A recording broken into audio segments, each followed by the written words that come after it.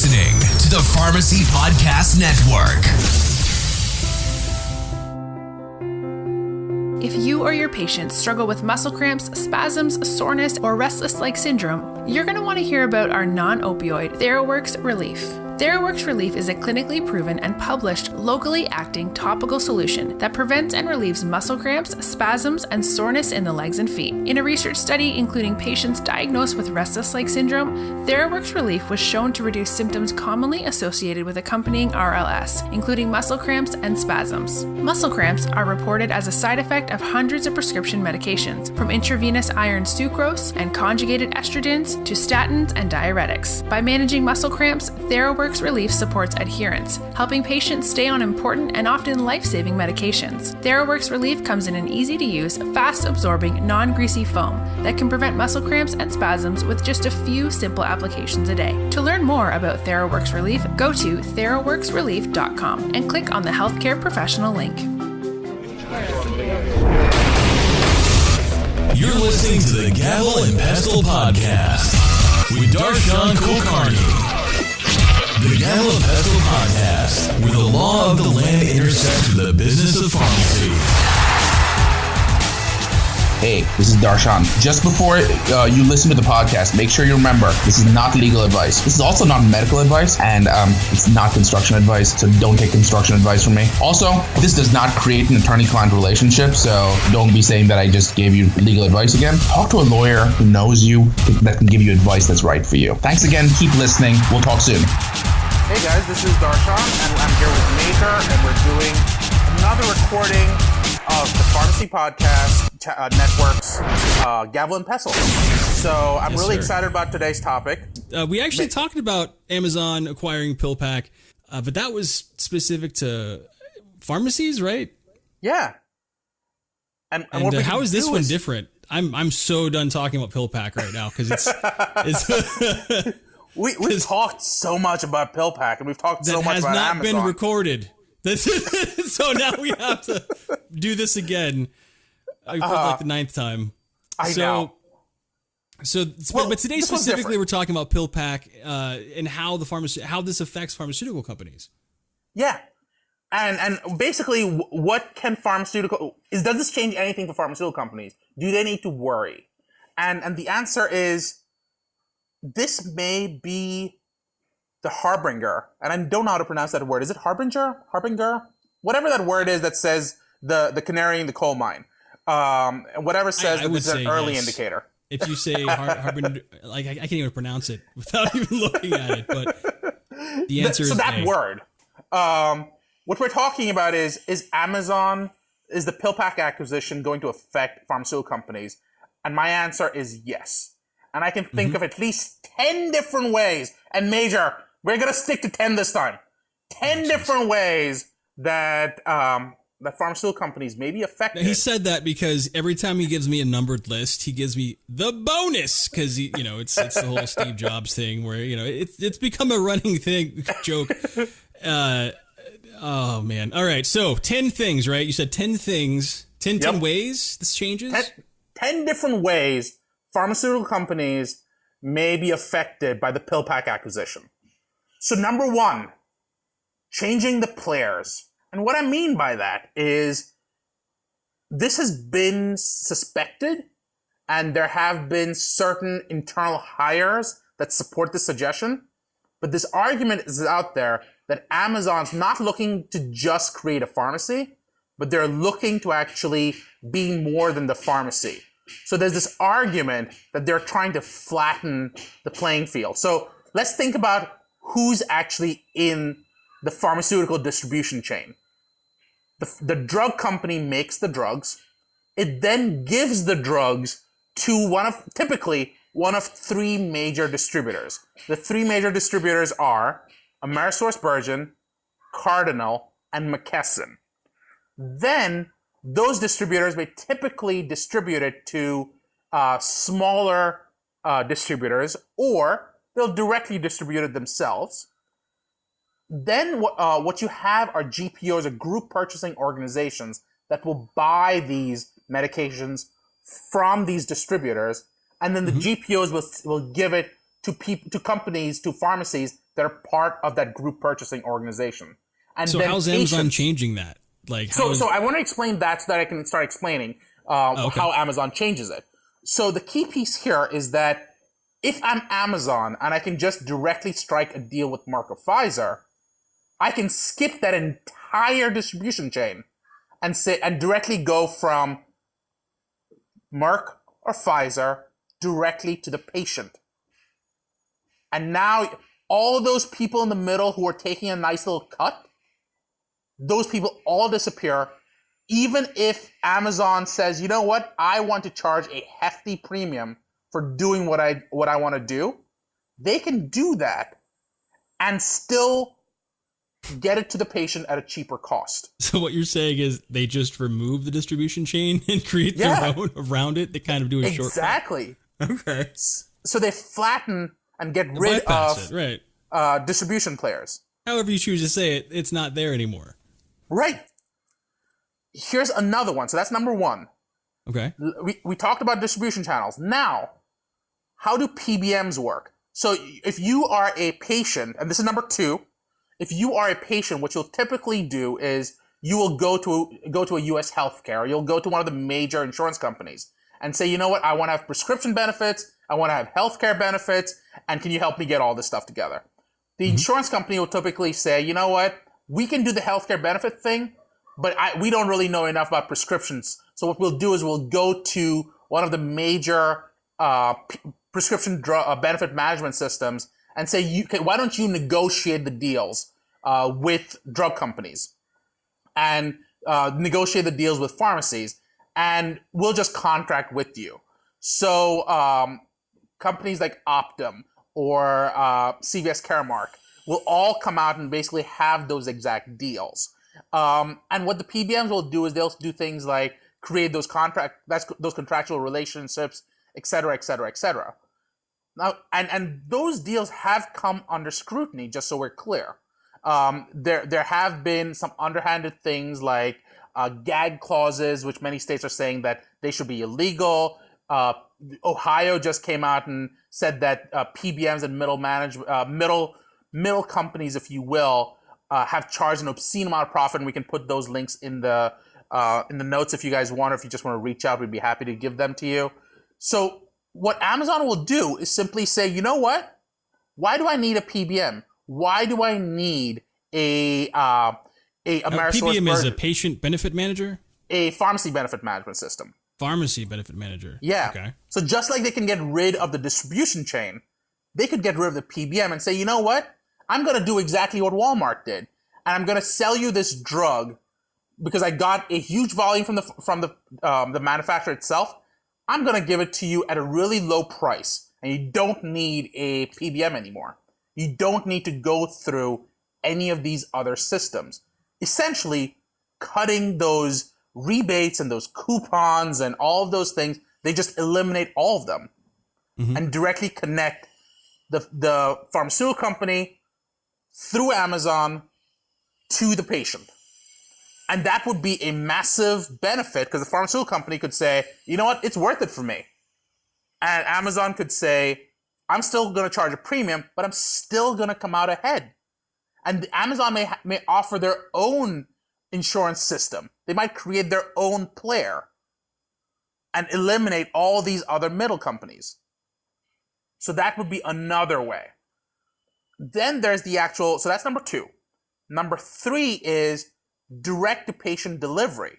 Now this is huge because what you're talking about now is people were literally 3 to 6 months ago, we were talking about, well, is Amazon going to just deliver medications to the pharmacies and that pharmacies can deliver to patients? Well, that could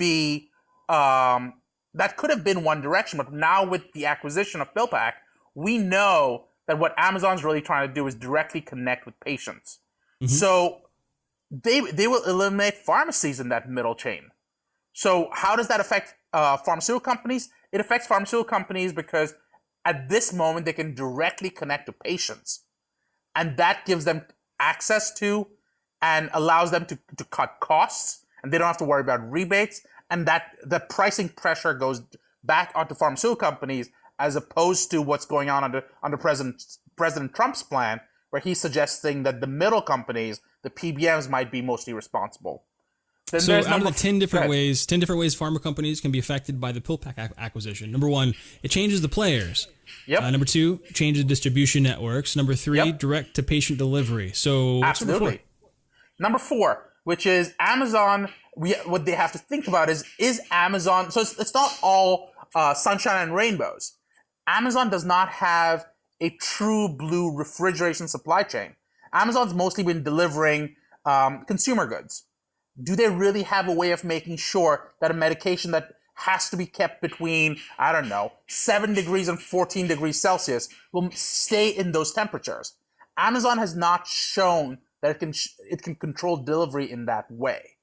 Since it has not shown that could be hugely problematic for pharmaceutical companies, because that may change how they develop drugs.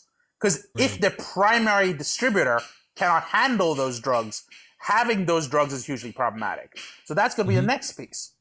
Then there's the issue of track and trace, which is pharmaceutical companies are struggling with this idea of selling. So they'll often sell drugs at a cheaper price in, for example, Canada or Mexico or another country. And what they've been dealing with is reimportation. Well, Amazon has routinely sold things from other countries in the US. And Amazon's not really been in the business of controlling where the stuff comes from. Well, if that starts converting and applying to drugs, track and trace is going to become a huge issue. How will Amazon demonstrate control of the supply chain? So Amazon's going to have to start worrying about that and demonstrating control, which has not happened so far. Then there's the issue and the advantage of Amazon's already announced, and they already have over-the-counter drugs that are branded by Amazon's personal brand. So Amazon already entered that market. And Amazon, if they start selling in enough volume, they can drop the price. Something to think about if you are a pharmaceutical company. Amazon goes from being a partner to a competitor. So that's something to think about.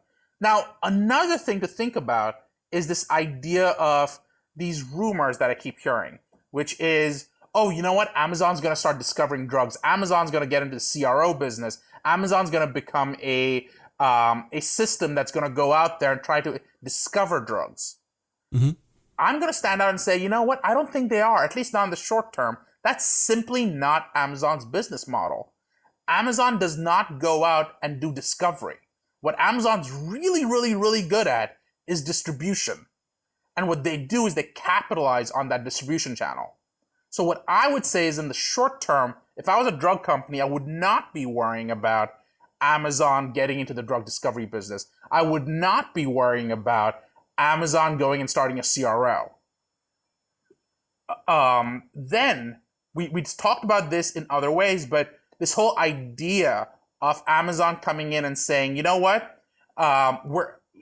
PBMs have routinely done things like do rebates, where they'll say, if we sell enough of this drug, the drug company will give us a rebate back for making sure that enough of these drugs got sold through our system.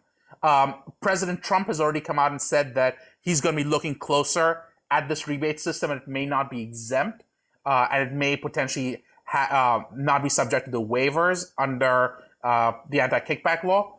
So that's already being targeted. But with a system like Amazon, they'll simply just get rid of rebates because it may not be worth it if they can sort of just drop the price. Then, number 9. Major, as usual, do you want to catch us up to where we are with number 8? So, number 1, changing the players. This is the 10 different ways pharma companies may be affected by the PillPack acquisition, specific to pharma companies. Number 1, changing the players. Number 2, changes in the distribution networks. Number 3, direct-to-patient delivery, which leads us number 4, issues with refrigeration supply chains, maybe advancements in that. Number 5, more worries about tracking and tracing the medication. Number 6, which one are we on?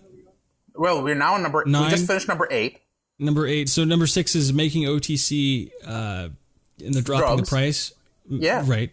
And number 7, Amazon is unlikely to get into R&D. They're not gonna, that's right. They're not gonna discover new things, or they're more about shipping what already exists. Number 8, rebate system may go by the wayside.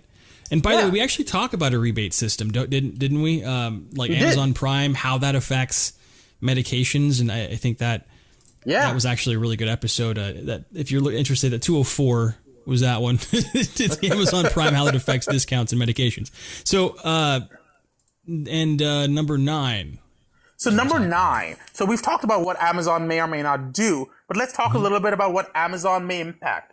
So for example, Amazon's PillPack system could be very easily used to actually connect with patients. So imagine doing a clinical trial, a virtual clinical trial, where Amazon delivers the medications directly to the patient in a format that they can use, and it's completely blinded, and that could be something that Amazon gets into. So they may not be involved in R&D in the context of becoming a CRO, but they could be involved in R&D in the context of being a pharmacy.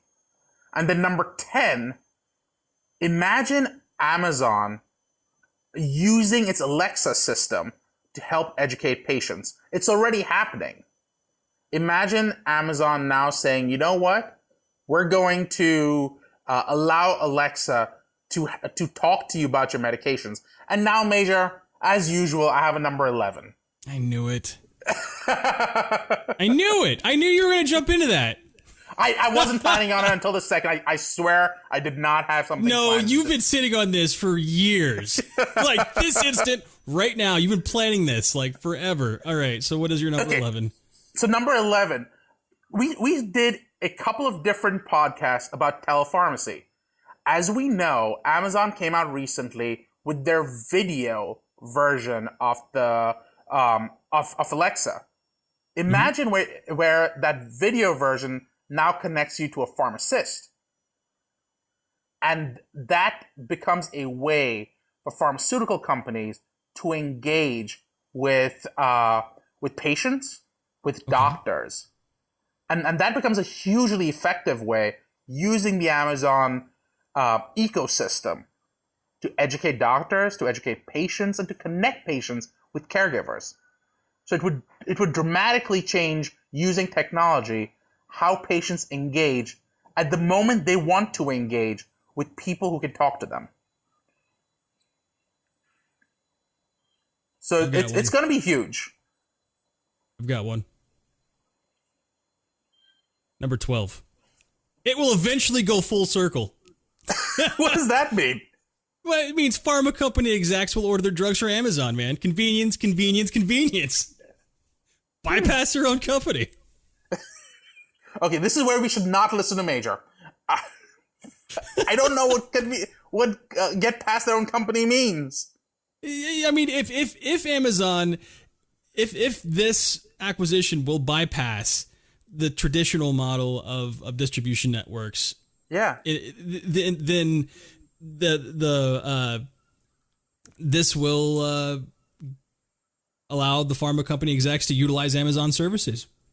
Actually, that's not a bad answer. Now, I'm going to jump on Major's point, which is so a pharmaceutical company typically, unlike what most people think, a pharmaceutical company is really more like a kitchen.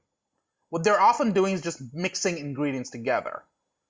So, theoretically, it's possible that a Pfizer, for example, may say, you know what, I want to order active pharmaceutical ingredient, and I need to order filler, and I need to order this, and I want to order that. Instead of trying to develop their own distribution chains, they'll just use Amazon and order it directly, and they'll have recordings of which batch was delivered from where at what point, and it's all in your Amazon system. So it very well might be something that we look at in the future. So great point, actually, Major. That's number 12. I can actually see somebody, like a CEO just like in the dark being like, oh man, I really have to I just, you know what? Let's do it. Yeah. It's going to be great. It just goes off. Amazon could become because that's what Amazon is, right? They're really all about distribution. So why does distribution only have to be from the pharmaceutical company to the patient? What about going to the pharmaceutical company? And all these different ingredients could very well be part of that process. A great point, Major. So pharma companies just need to embrace change. It's like, CD players and MP3s, that whole thing just kind of went up in smoke. So that's pretty much, we went down a list of not 10, but 12 things, 12 different ways Amazon's acquisition of PillPack will affect pharmaceutical companies in the future. And by the way, this list, it'll be in our show notes, so feel free to check it out. Wherever you see this podcast, just look at the show notes, you'll see that. Next episode, we're actually going to bring in something quite interesting. This was interesting as well, but we're going to be talking about the Sunshine Act and something in a more conventional way. Just say it. You got inspired by Reddit. I got inspired by Reddit, man. It was great.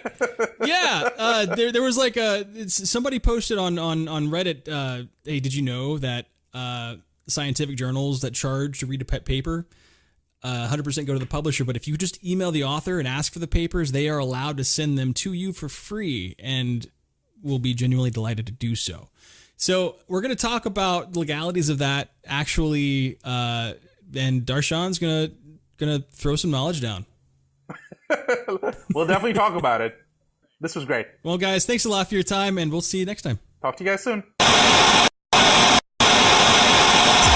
Hey, this is Darshan. Thanks for listening in. I really want to talk to you. You can also find me on LinkedIn at Darshan Kulkarni. And if you want to find me any other way, but you can always email me as well. Darshan@conformlaw.com. Thanks for listening in. I'm really excited to hear from you.